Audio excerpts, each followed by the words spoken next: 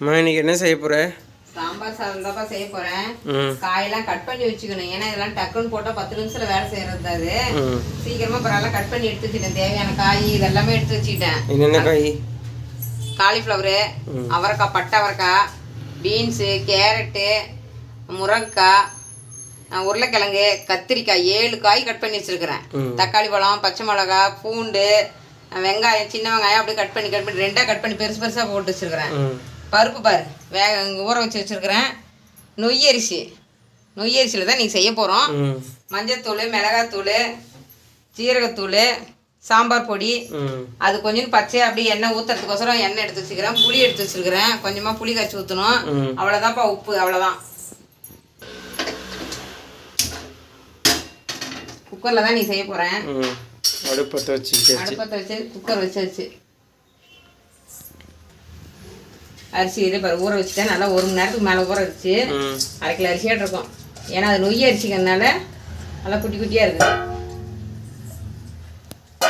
பருப்பு நல்லா கழுவி எடுத்து வச்சுருக்கிறேன். அதை இதில் சேர்த்துக்கலாம். எல்லாமே ஒட்டுக்கா போட்டு ஒரு 3 விசில் விட்டதுக்கப்புறம் எடுத்து தாளித்து கொட்டணும். முதல்ல எண்ணெய் ஊற்றுறதெல்லாம் கிடையாது. எண்ணெய் ஊற்றலாம், கொஞ்சம் ஊற்றலாம். பருப்புலாம் வேணும்ல, நல்லெண்ணெய் எடுத்து வச்சுருக்கிறேன். பருப்பு ஊற்றணும்.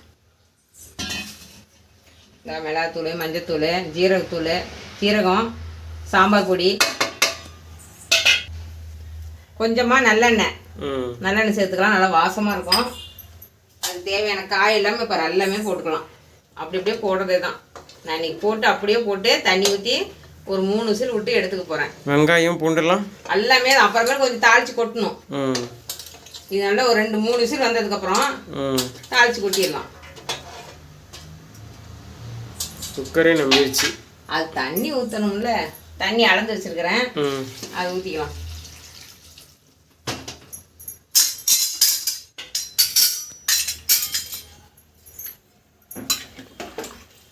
நல்லா ஒரு 3 விசில் நல்லா வேகணும்.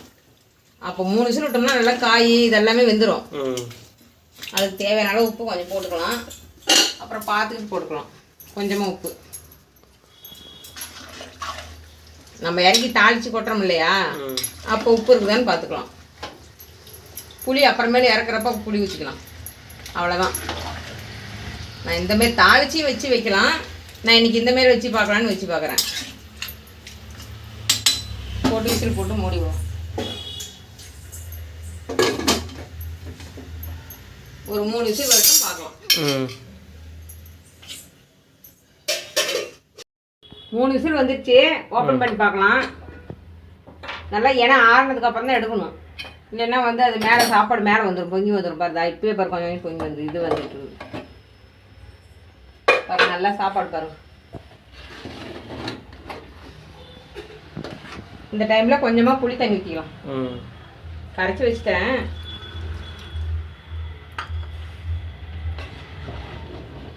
அப்புறம் இந்த தண்ணி இதாகணும்ல, ஒன்றும் ஆகாதுப்பா. நம்ம தாளிச்சு கொட்டங்காட்டி சரியாக போயிடும். பச்சை வாசம்லாம் போயிடும். என்ன புளி வேணும், ஒரு 5 நிமிஷம் தான். சூடு தானே, அது டேஸ்ட்டாக இருக்கும். அதுக்கோசரம் தான். இல்லை நல்லா கிளறி விட்டாச்சு. அதிலே கொஞ்சம் கொத்தமல்லி தழை போடலாம். புளி ஊற்றிருக்கிறோம்ல, அப்போ இதையும் போட்டால் நல்லா வாசமாக இருக்கும். சாப்பாடு பாரு நல்லா சூப்பராக இருக்கு சார். அவ்வளோதான் முடிஞ்சா. இன்னும் வணக்கி கொட்டணும். வடகம்லாம் போட்டு வணக்கி கொட்ட வேண்டியது தான். அந்த புளி தண்ணி ஊற்றணும் இல்லையா, அதுக்கோசரம் தான். இது இப்போ தாளிச்சு கொட்டிடலாம். அது கொஞ்சமாக எண்ணெய் ஊற்றிக்கலாம், நெய் ஊற்றிக்கலாம். நெய் ஊற்றினா இந்த சாம்பார் சாதத்துக்கு சூப்பராக நல்லா கம்ம கம்மன்னு வாசமாக இருக்கும். கொஞ்சமாக நெய்.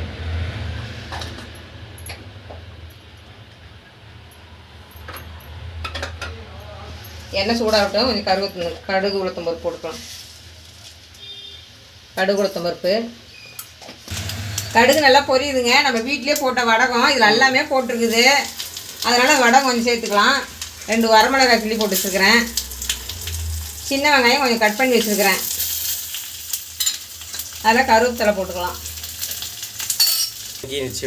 இது நல்லா வணக்கியாச்சுங்க. இந்த சாப்பாட்டில் கொட்டி கிளறி விட்டுக்கலாம். நெய் ஊற்றி இருக்குதுங்க. நல்லா வாசம் பாருங்கள் எப்படி வாசம் அடிக்குதுன்னு.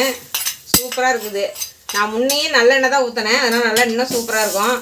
நல்லெண்ணெயும் நெய்யிலையும் பருப்பு சாம்பார் சுட சுட சாப்பாடு சூப்பராக இருக்குதுங்க.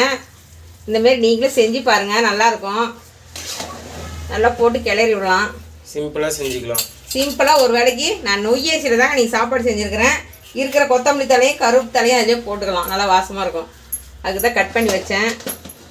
அப்பளம் பொரித்து வச்சுருக்கிறேன். பாருங்கள் சாம்பார் சாதம் பாருங்கள், சுட சுட சாப்பிட்டான்னு வச்சுக்கிறேன், செமையாக இருக்கும். நீங்களும் இதே மாதிரி செஞ்சு பாருங்கள்.